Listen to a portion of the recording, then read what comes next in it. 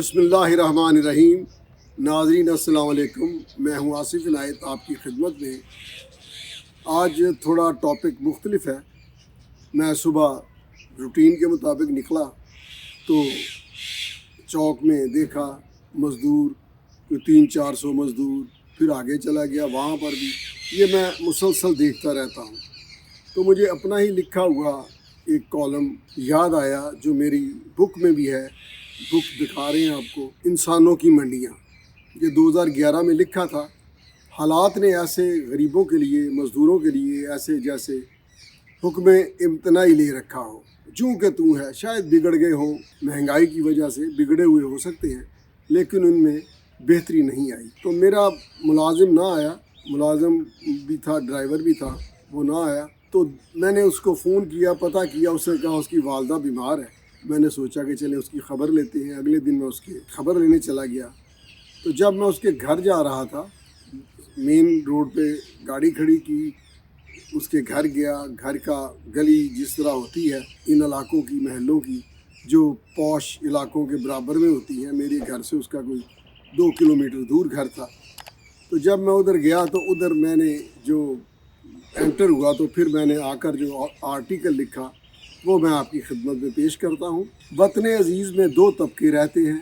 एक का मसला है चॉइस कि क्या खाएं, क्या पहने, क्या ओढ़ें। दूसरा तबका है, उसका है चांस, कहाँ से खाएं, क्या पहने, किधर जाएं, कैसे गुजारा होगा। एक का चॉइस है, दूसरे का है चांस। लगता है कि नहीं लगता, मजदूरी मिलती है कि नहीं मिलती। तो नाजरीन, हर नेमत खाना पहनावा तो एक तबके के लिए है। उम्रे की सादत है, यूरोप और अमेरिका और तुर्की के विजिट्स हैं, और बाज़ तो सारी दुनिया का भी वर्ल्ड टूर पे भी जाते हैं। और दूसरे हैं, उनके लिए कुछ चांस नहीं, बस एक उम्मीद है अनदेखी के, पता नहीं शायद बात बन जाए। तो मैं जब वापस बाहर आया, जब उसकी गली में जा रहा था, तो मैं ये बिल्कुल जो लिखा है वो सुनाना चाह रहा हूँ। ये जो पौश बस्तियाँ होती हैं, इनके करीब कुदरती तौर पर मज़दूरों, गरीबों, मस्कीनों या काम करने वाले प्लम्बरों, इन सब की बस्तियाँ आबाद हो जाती हैं, जहाँ आपको कपड़े धोने वाले, काम करने वाले, और इनका चोरी चकारी पे भी तकिया होता है बाज़ का, हर एक का नहीं। मेरी यहाँ मुराद सिर्फ प्योरली मज़दूर हैं। तो जब मैं उसके घर जा रहा था तो एक रास्ते में एक घर आया, उसके बाहर टाट का पर्दा था और अंदर से एक आदमी निकला। उसके गुज़रने से मुझे अचार की स्मेल आई, यानी वो अचार के साथ रोटी खा के निकला होगा। तो साथ ही उसको पीछे से आवाज़ आती है, अल्लाह रखा। वो अल्लाह रखा मुड़ता है तो मैं इतने में अपने मुलाजिम के घर, जो उसके बराबर में था, उसके पास जाता हूँ। तो अल्लाह रखा को जब आवाज़ पड़ती है, पता नहीं किसकी आवाज़ है, तो अल्लाह रखा सिर्फ इतना ही कहता है कि शाम तक हो जाएगा। थोड़ा मुस्कुरा भी लेता है। अब अल्लाह रखा मुस्कुरा कर कहता है शाम को हो जाएगा, इसमें है कि पता नहीं बूढ़ी माँ की दवाई है, या बीवी की कोई फरमाइश है, या बेटी ने माँ के ज़रिए कोई पैगाम भेजा है, या बेटे की कोई फरमाइश है जो ख़ुद नहीं कह सकता तो माँ के ज़रिए, या उसकी जो भी बीवी है, जो भी रिश्ता है, जो टाट के पर्दे के पीछे जो भी था, उसको वो हंस के कहता है कि मैं शाम तक हो जाएगा। अब नाज़रीन, मैं उसकी ख़बर लेके निकला, उसकी जो खिदमत करनी थी कर दी। तो बाहर सड़क पे आया तो अल्लाह रखा, वही अल्लाह रखा मुझे इसलिए याद है कि उसके घर वालों ने उसको अल्लाह रखा कहा, और उसके पास उसका असला भी था जिसके साथ उसने पूरी दुनिया जो है ना उसको फतह करना था। वो घर क्या भूल गया था, उसका बेलचा था। तो वो वैन के इंतज़ार में खड़ा था। मैं अपनी गाड़ी पे बैठ के निकल आया। रास्ते में और लोगों को भी देखा, बड़े ऊंचे महल भी देखे, प्लाजे भी देखे, और गाड़ियाँ भी ऐसी फर्राटे भरती हुई देखी जिनको कोई काम नहीं, एक टके का काम नहीं। आगे जाकर कहीं छल्ली वाले के पास ब्रेक लगा लेते हैं, और करोड़ों रुपए की गाड़ियाँ, 2 टके के आदमी बैठे हैं।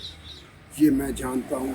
ऐसे बहुत से लोग हैं जो बड़े नेक आदमी के बारे में पूछेंगे कि ਤੁਹਾਡਾ की ख्याल है, वो ध्यानदार में, जबकि औलाद समेत उसके अपने घर में कोई चीज़ हलाल की नहीं होती। और जो एक, मैं अब नाम लूँगा तो किसी तरफ चला जाएगा, वो अगली किसी दफ़ा बता दूँगा। यानी ख़ानदानीपन मैं समझता हूँ होता है शराफत का, किरदार का। ये माल मता का मैं नहीं समझता। इंसान का करैक्टर पहचाना जाता है, बाकी चीज़ें तो सभी के पास वक्त के साथ आती रहती है। करैक्टर एक बार बिगड़ जाए تو संवारने में बड़ी मेहनत लगती है। तो नाजरीन, अब इसमें जब मैं चला आया अपने घर वापस आ गया तो मैं कोई 12-1 बजे निकला तो वो चौक जिधर मजदूर खड़े होते हैं ना, वहीं अल्लाह रखा वही खड़ा था। मैंने कहा इसको देखा है, अभी तक उसके वजूद की, उसके बदन की कोई कीमत लगाने नहीं आया था। मैंने ऐसे ही सोचा कि यार इसका क्या बनेगा, जो ये कह कर आया था कि शाम तक हो जाएगा। तो 12-1 तो बज गए हैं। मुझे कोई काम था किसी कोर्ट में, मैं वहाँ से लेट था, तो पहले लेट था। जब वापस आया तो मेरी नज़र पड़ी तो वहाँ बहुत सारे अल्लाह रखे खड़े थे। नाजरीन, ऐसे चौक, ऐसे अल्लाह रखों से भरे पड़े हैं जो बदन की कीमत लगवाने आते हैं, वजूद की कीमत लगवाने आते हैं, अपने हाथों से बनाई हुई इमारतों को, अपने ही हाथों से बनाए हुए बुर्ज खलीफा को, अपने ही हाथों से बनाए हुए ये पूरी रहायशी बस्तियों को हैरत से देखते हैं, गुज़रते हैं, और वो ये एहसास रखते हैं कि इनका उसके साथ कोई ताल्लुक़ नहीं है। ये बड़े बड़े फार्म हाउस, ये वज़ीर आज़म हाउस, ये असम्बली हाल, ये GORs, ये अफसरान की कोठियाँ, ये जितने भी इवन के जो हमारे इदारे हैं, उनके जो आहनी और उनके जो ये हर शय से बिल्कुल महफूज बंकर नुमा घर हैं, सब के सब उन्हीं के बनाए हुए हैं, और ये अल्लाह रखे। तो आज जब मुझे ये याद आई कि ये इंसानों की मंडियों में ये खड़ा है, तो मैं ज़रा पूछूं। तो मैंने उससे फिर पूछा कि यार तुम बताओ कि तुम्हें यहाँ कितने लोग आते हैं सुबह। उसने कहा जी 200-300 होते हैं। मैंने कहा यार और कहाँ होते हैं? उसने कहा जी और उधर आप चले जाएं, भट्टा चौक चले जाएं। मैंने कहा अच्छा जी। लेकिन जब ये मैंने आर्टिकल लिखा था तो तब मेरा उस तरफ ये लाहौर का इलाका है, जौहर टाउन में, गुजरांवाला में चश्मा वाला चौक था। इस तरह हर शहर में, हर चौक में, ये शहर नहीं, करिया ये अल्लाह रखे खड़े होते हैं, और इनके बदन की कोई कीमत लगाने वाला नहीं आता। तो नाजरीन, मैंने ये हर चौक, ये हर शहर नहीं, करिया नगर आपको ऐसे चौक मिलेंगे जहाँ पर ये अल्लाह रखे आपको सुबह आते और बग़ैर दिहाड़ी के, बग़ैर मजदूरी के, बग़ैर अपने बदन और वजूद की कीमत लिए वापस घर जाते होंगे। बड़ी तरक्की हुई, बहुत कुछ हुआ। क्या किसी चौक में कमी हुई? क्या इनको रोज़गार की गारंटी मिली?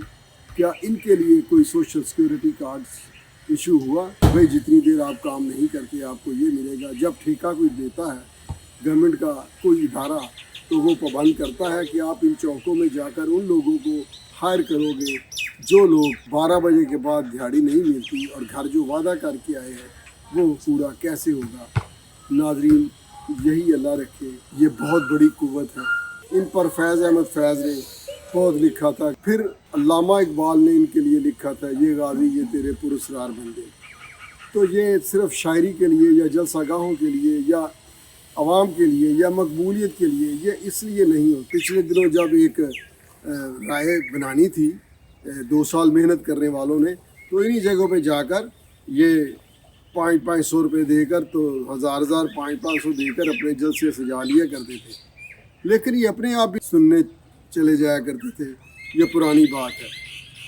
बहरहाल, जो भी दुनिया में तब्दीली आई है, एक आम आदमी और एक मज़दूर और एक उस शख्स से आती है जो एक middle class, lower middle class का हो। और मैं ये समझता हूँ कि ये जो तरक्की है जिसका हमारे हर वक्त के हुक्मरान ने हमेशा दावा किया है, ये जो तरक्की है जिसके लिए ये इतनी बड़ी बड़ी गाड़ियाँ और हूटर और प्रोटोकॉल और रूट लगते हैं और इनके रास्ते रोक दिए जाते हैं कि साहब जा रहा है। ये जो रूट और प्रोटोकॉल लगते हैं, ये जो 7वें आसमान पर बसने वाले ज़मीन के लोग, ये जो ब्यूरोक्रेट, उमरा, अशराफिया, उलमा कभी इन चौकों में रुक कर, जिनकी क़ुव्वत और बदन, किरदार और हैसियत की कीमत नहीं लगी, इनसे पूछ सकते हैं कि वो जो वादा करके आए हो कि शाम तक हो जाएगा, कर पाए हो?